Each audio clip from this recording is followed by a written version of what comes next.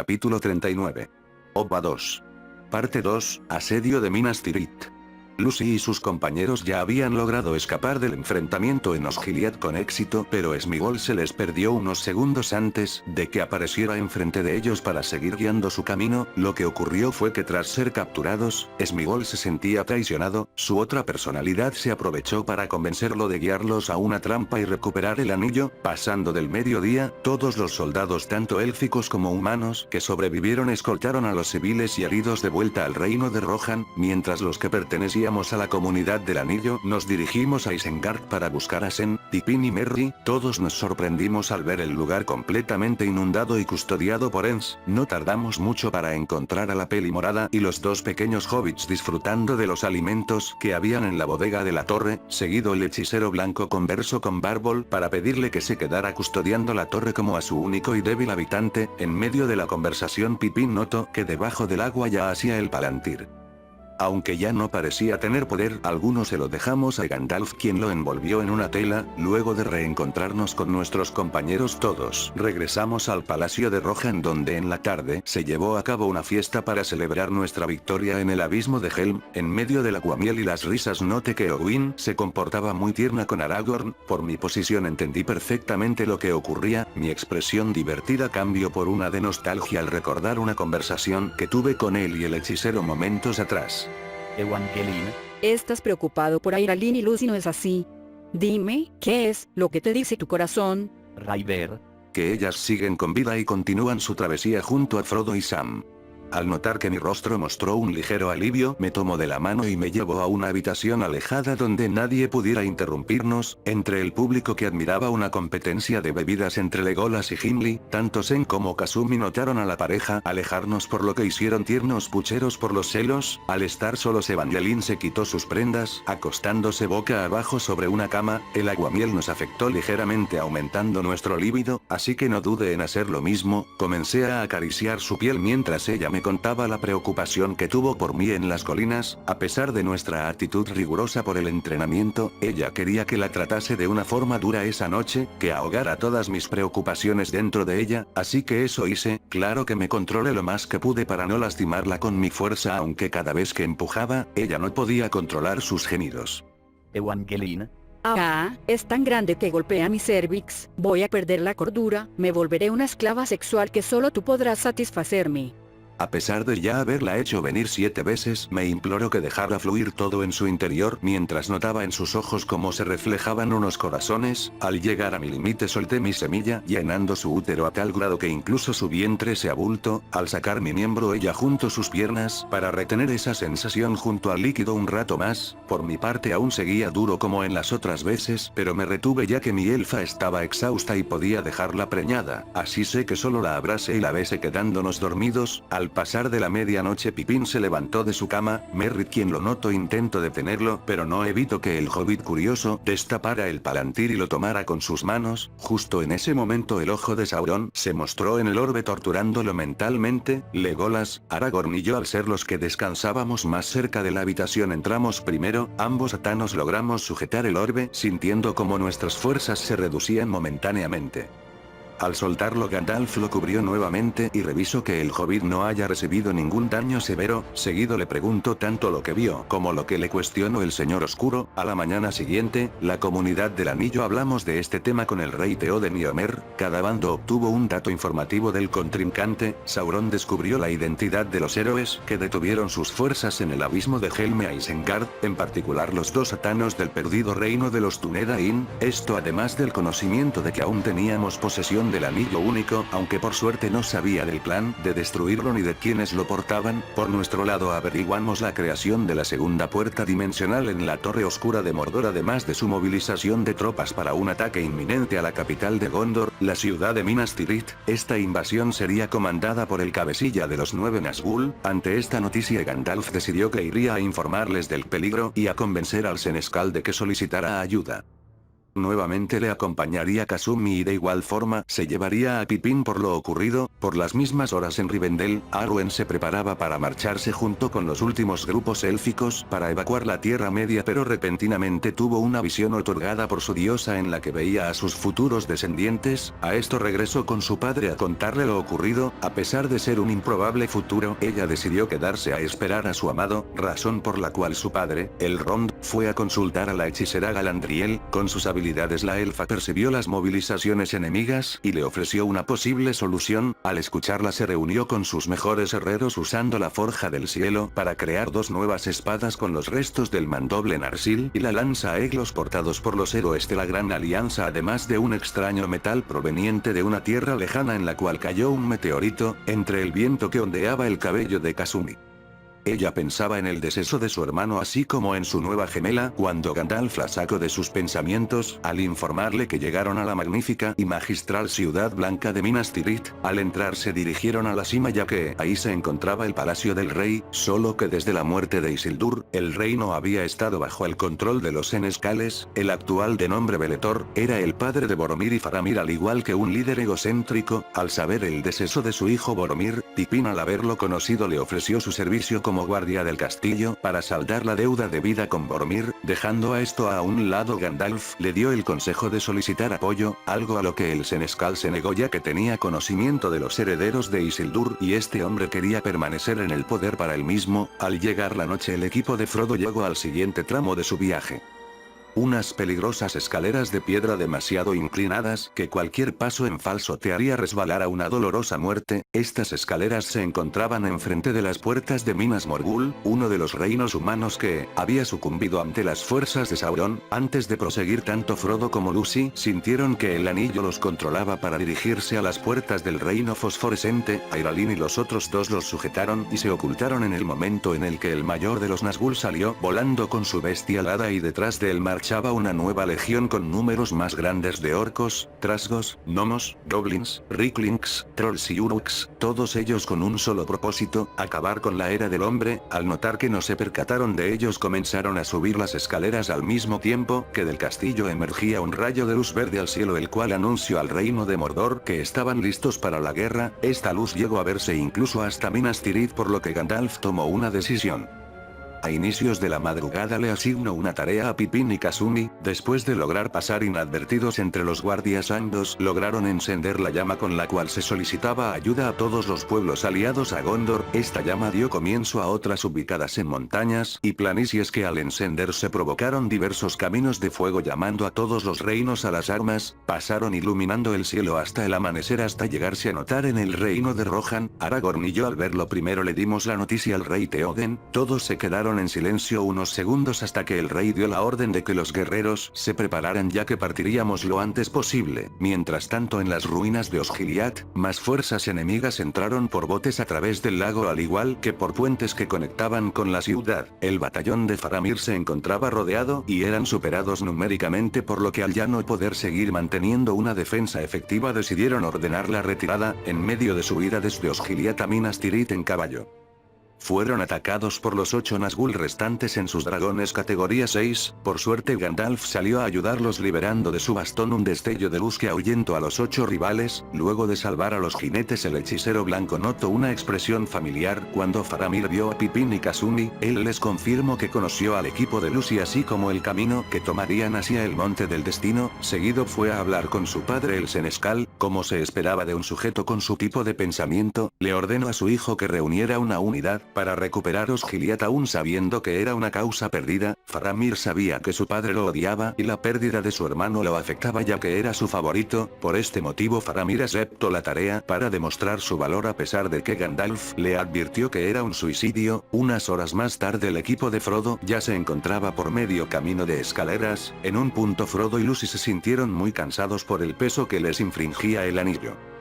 Gollum al estar más cerca de ellos les ayudó a subir unos escalones y aprovechó para llenar sus cabezas de falsas ideas de que en algún momento sus amigos les intentarían robar el anillo. Por el motivo de su cansancio decidieron quedarse a descansar un momento. Sméagol esperó a que los cuatro estuvieran dormidos para esculcar en sus mochilas, tirando toda su comida al vacío y llenando de boronas las ropas de Samia y Ralin. Cuando despertaron, ambas chicas y los hobbits se quedaron estupefactos al notar que no les quedaban suministros. Sméagol se aprovechó de este momento para echarles la culpa a sus compañeros, al estar exhaustos por el peso que les provocaba el anillo, además de tener sus mentes confundidas por las palabras de su guía. Ambos portadores decidieron que la Gardevoir y el hobbit relleno se quedaran atrás y regresaran por su camino. Pasando unas horas, el batallón de los Rohirrim junto a la brigada élfica llegamos a caballo al paso de las montañas, donde se había acordado que se reuniría la alianza. En el lugar de igual forma arribaron varios escuadrones humanos de los pueblos libres, algunas brigadas dueners de las colinas de hierro y las montañas azules, así como armadas de elfos oscuros, de la misma raza de la que descendía Olga. A pesar de que varios reinos aliados defendían sus tierras de las fuerzas invasoras, aún esperamos la llegada de más refuerzos. Al llegar la noche, una capitana elfa oscura de nombre Joa fue a buscarnos a Aragorn y a mí en nuestras casas de campaña y nos llevó con el rey Theoden, ya que el Rond nos estaba buscando. Al hablar con él nos informó que la movilización de los ejércitos del Señor Oscuro en compañía de sus alianzas con renegados y mercenarios nos ponían en desventaja para la defensa de Gondor, en especial una flota de piratas que se aproximaba desde alta mar. Al cuestionarle cómo los enfrentaríamos con la esperanza de ganarles, el Rond nos entregó las dos espadas a cada uno. Andúril, una espada larga de doble filo para Aragorn con un aspecto muy conocido por todo caballero; la segunda era Angrel. Para mí, aun siendo de doble filo, tenía un aspecto más élfico por sus curvas, además de un tono más oscuro. Con estas armas, ambos atanos seríamos reconocidos completamente como herederos de Isildur. Para solicitar la ayuda de los perdidos de la montaña, Eowyn y Sen estaban ayudándole a Merry como a Tanjiro y Nezuko a probarse una armadura y practicar el uso de la espada. Cuando notaron que Aragorn y yo preparábamos nuestro equipaje para marcharnos en caballo, al hablar con nosotros y entender lo que haríamos, Eowyn aprovechó para declararle sus sentimientos a Aragorn. El montaraz no pudo aceptar sus sentimientos, ya que su corazón le pertenecía a Arwen, quien lo estaba esperando. Aún así, ambas chicas nos abrazaron pidiéndonos que regresáramos a su lado a salvo. Pasando nuestras manos por su mejilla, le dedicamos una sonrisa para despedirnos. Seguido nos retiramos hacia el paso sombrío, sino antes ser alcanzados por Legolas, Evangeline, Gimli y Naruto, quienes decidieron acompañarnos. El resto de soldados con inquietud nos vieron alejándonos. Goa, ¿Por qué se van a vísperas de la batalla? Eomer, Porque ya no hay esperanza, aún no somos suficientes. Eowyn, No, se van porque es preciso, el destino les ha encargado una tarea más importante. En cambio, todos los que estamos aquí reunidos es para hacerle frente a las fuerzas de Mordor, y si caemos en batalla, al menos haremos que se vuelva una de conmemorarse. Con este discurso los guerreros se llenaron de valentía y justo cuando los brillos del sol iluminaron el cielo, la gran armada que se logró reunir cabalgó hacia Minas Tirith, entre ellos Sen y Eowyn, quienes ocultaron su identidad bajo su armadura y de paso se llevaron a Merry, Tanjiro y Nezuko, quienes también querían participar. No pasó mucho hasta que nuestro equipo encontró la entrada al pueblo perdido. Según las historias, este reino le jura lealtad a Gondor hace mucho tiempo, pero cuando inició la guerra de la Gran Alianza, ellos faltaron a su palabra y se ocultaron entre las montañas. Ante este motivo les cayó una maldición y ninguno de los habitantes de este pueblo podría descansar en paz hasta cumplir su promesa. La gran entrada hecha de piedra poseía diversos símbolos y parecía haber sido tallada por los mismos muertos. De este salió un viento que helaba la piel. Aún así los 7 tomamos valentía y nos adentramos a este oscuro lugar. Tomamos antorchas para iluminar nuestro camino, pero con la vista limitada. Naruto, sin darse cuenta, pisó un interruptor, activando una trampa saliendo de los muros virotes y cuchillas capaces de partirnos a la mitad. Con reflejos y agilidad logramos esquivar las trampas hasta ponernos a salvo. Justo en ese momento varias antorchas se encendieron por sí solas, mostrando a unos metros una gran puerta enfrente nuestro. En esta había 3 discos con diversos símbolos y al centro una extraña cerradura. Al verla detenidamente recordamos que el Rond de igual forma nos había entregado un artefacto con forma de garra garra, Cortana interpretó los símbolos que esta marcaba, por lo que giramos los discos a puntos específicos y colocamos la garra en la cerradura, sirviendo como una llave, logrando abrir la gran puerta. Entrando los 7 a una enorme caverna, caminamos por el lugar asombrados hasta que delante nuestro apareció el fantasma del rey. Nos habló de manera hostil al mismo tiempo que éramos rodeados por los espectros de todos los pobladores del reino maldito. Und der Atkin. Los vivos son visitantes no bienvenidos. El paso ha sido bloqueado porque los muertos así lo desean. El rey muerto se abalanzó contra nosotros, pero desenvainando a Anduril y Angirel, ambos atanos logramos repeler los cortes de la espada del no muerto y someterlo sujetándolo del cuello. Und der Atkin. No es posible. Sus armas. Esa espada fue destruida. Aragorn. Se ha vuelto a forjar. Somos Aragorn y Raider Atano, descendientes del linaje de Isildur y legítimos herederos del reino de Gondor. Hemos venido a solicitar su ayuda. Peleen junto a nosotros y daremos la promesa que pactaron como saldada. Pasando a Minas Tirith, un caballo traía arrastrando a Faramir inconsciente. Al llevarlo al patio del palacio, su padre lo revisó pensando que estaba muerto, dejándolo a un lado al notar que frente a la ciudadela se habían formado tanto las fuerzas enemigas de Mordor que se apoderaron de Osgiliath como las que llegaron desde Minas Morgul, una colosal legión conformada por orcos, trasgos, trolls, gnomos, duerwings, ricklings, semiorcos y urukais. De las catapultas que traían arrojaron primero las cabezas de los soldados, que perecieron al igual que grandes rocas para dañar las estructuras. Peletor, lleno de miedo y con su mente trastornada, le gritó a todos que huyeran por sus vidas, motivo por el cual Gandalf lo cayó golpeándolo con su bastón. Con el poder de uno de los 3 anillos élficos, el hechicero tomó el liderazgo de todos los soldados de Minas Tirith, convirtiendo su miedo en valor, desplegándolos en diferentes niveles del reino para protegerlos mientras los civiles iban a ponerse a resguardo.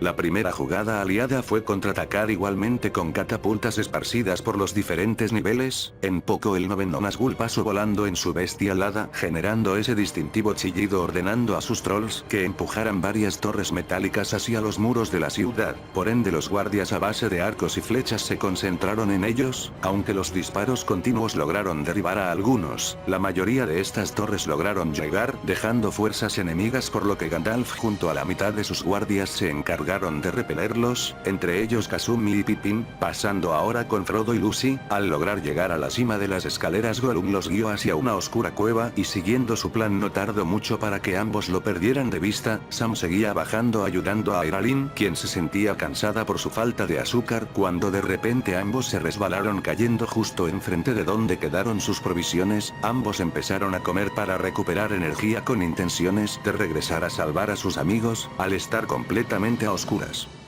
Frodo y Lucy decidieron usar la luz de Arendil para iluminar su camino, encontrándose por desgracia con una araña gigante de 5 metros la cual habitaba la cueva. Llenos de pánico, los portadores del anillo comenzaron a correr para intentar salir de ahí. En su huida se retrasaron al quedarse atrapados entre las telarañas. Antes de que la araña los atrapara lograron salir, solo que perdieron la botella de luz como la espada dardo. Ambos pensaron que podrían descansar un momento, pero sorpresivamente fueron atacados por Gollum, quien quería recuperar el anillo. Entre el forcejeo terminaron tirando a Smigol al vacío y jadeando por el esfuerzo. La rubia y el hobbit decidieron continuar. Nuevamente la noche cayó sobre Minas Tirith, donde la batalla seguía en auge. Las catapultas enemigas pasaron de arrojar piedras a bolas de fuego, al igual que con uso de skers búfalos, similares a los de la isla Calavera, movían un colosal ariete con forma de bestia apodado como Grond para derribar las grandes puertas de la entrada principal de la ciudad. Gandalf llevó a la mayoría de los guardias a ese punto para intentar repeler a los invasores, solo que cuando las puertas finalmente sucumbieron, lo primero que entró fueron trolls acorazados, quienes con sus mazos y cuchillas demolieron todo a su paso. Por otro lado, mientras caminaban, Frodo y Lucy sentían que algo los acechaba. Escuchando extraños ruidos, dejaron esta idea a un lado al ver la primera torre de vigilancia a las orillas de Mordor. Para su mala suerte, antes de poder avanzar, la araña los atacó por sorpresa desde arriba con su doble aguijón de la cola. Aunque esta no los atravesó por tener a Mithril y Moritril, fue suficiente para que su veneno los afectara, dejándolos caer tiesos. De inmediato la araña empezó a enrollarlos en telaraña hasta que dos voces llamaron su atención. Se trataba de Sam portando a Dardo y la luz de Arendil, además de Iralin, desbloqueando una versión más débil de su modo despertar. Hostilmente la araña se abalanzó contra ellos con la intención de devorarlos. Logrando apenas esquivarle a Iralin, mezcló su magia con la luz de Arendil, generando un destello que cegó a la araña cuya vista estaba adaptada a la oscuridad. Enfurecida, la misma los golpeó con su cuerpo elevándolos hacia las rocas. Aunque Iralin logró detenerlos antes de lastimarse, se quedaron colgando mientras la araña trepaba para morderlos. Esquivando sus mandíbulas, Sam logró picarle un ojo con la espada. Seguido ambos bajaron por su espalda de nuevo al suelo, quedando bajo sus patas. Desesperada, esta vez la araña intentó clavarles su aguijón doble. Ambos lograron esquivarlos 3 veces hasta que en un movimiento Iralin logró detenerlas con su magia mientras Sam le enterraba a dardo justo en el tórax. Con chillido que expresaba dolor, la araña regresó a la oscuridad de su cueva. El hobbit y la Gardevoir de inmediato fueron a revisar a sus amigos. Al destapar sus rostros tenían un aspecto inerte, por lo que supusieron lo peor. En ese momento la hoja de dardo comenzó a brillar, por lo que intentaron mover los cuerpos, pero al tener poco tiempo tomaron el anillo y las llaves celestiales y se ocultaron. En poco un grupo de orcos apareció en el lugar. El líder de la patrulla, al ver los cuerpos, se empezó a burlar revelando que no estaban muertos, sino que la araña solo les inyectó un veneno paralizante. Seguido se llevaron a ambos a la torre de vigilancia, por lo que Sam y Iralin se prepararon para ir a rescatarlos otra vez, pasando de nuevo a Minas Tirith. Entre la incertidumbre de la batalla, Pippin notó que el senescal con un grupo de soldados llevaban cargando a Faramir a las catacumbas del palacio. En su locura, Pelethor quería que los quemaran a ambos para que fueran conmemorados. Pippin notó que Faramir seguía vivo, así que intentó retirar las ramas que estaban colocando alrededor. Pelethor, enfadado, lo sacó del lugar y cerró las puertas, por lo que Pippin fue a buscar a Gandalf y Kasumi. Ellos junto a sus guardias estaban retrocediendo a los niveles medios, ya que los enemigos los estaban superando. Estos dejaban un horrible escenario a su paso, no solo destruyendo viviendas y masacrando soldados, sino que también violaban mujeres jóvenes y hermosas, al igual que se devoraban a los niños como bocadillos. El hobbit, al encontrar al hechicero y la kunoichi, les contó de la noticia, por lo que Gandalf decidió acompañarlo, mientras Kasumi, como la siguiente al mando de los Mugen Tenshin, se quedaba a liderar a las tropas. En medio de su camino al palacio, fueron interceptados por el líder Nazgûl en su bestia alada. Estaban a punto de iniciar un épico enfrentamiento hasta que escucharon el sonido de varios cuernos de batalla. Junto al sol que se posaba en el cielo, la gran legión de los Rohirrim anunció su llegada, en lo que las fuerzas enemigas, que aún no habían entrado en la Ciudad Blanca, reorganizaban sus filas. El rey Theoden dio un inspirador discurso a sus guerreros, llenándolos de valentía y coraje. Seguido todos los jinetes comenzaron a cabalgar dando gritos de guerra. El comandante de la legión enemiga le ordenó a sus fuerzas que dispararan sus lluvias de flechas, mismas que fueron repelidas por los Dueners, quienes, poseyendo cañones ballesta, dispararon grandes virotes con hélices. Estos no solo se deshicieron de las flechas, sino que también impactaron contra las líneas frontales, deshabilitando la defensa enemiga. Así los Dueners subieron a sus carretas de guerra con ballestas automáticas incluidas, alcanzaron al resto de los Rohirrim y con la fuerza de una tormenta comenzaron a avanzar contra las hordas de orcos y trasgos. En las catacumbas del palacio, el senescal Pelethor se roció tanto a él como a su hijo de aceite y solo esperaba a que los guardias encendieran el fuego. Cuando Gandalf entró haciendo que Sombra Gris derribara la puerta, decidido a morir como un grande, Pelethor le arrebató la antorcha a un soldado y encendió la leña a sus pies. De forma inmediata el hechicero lo golpeó con su bastón nuevamente para alejarlo de Faramir y que Pippin pudiera ponerlo a salvo.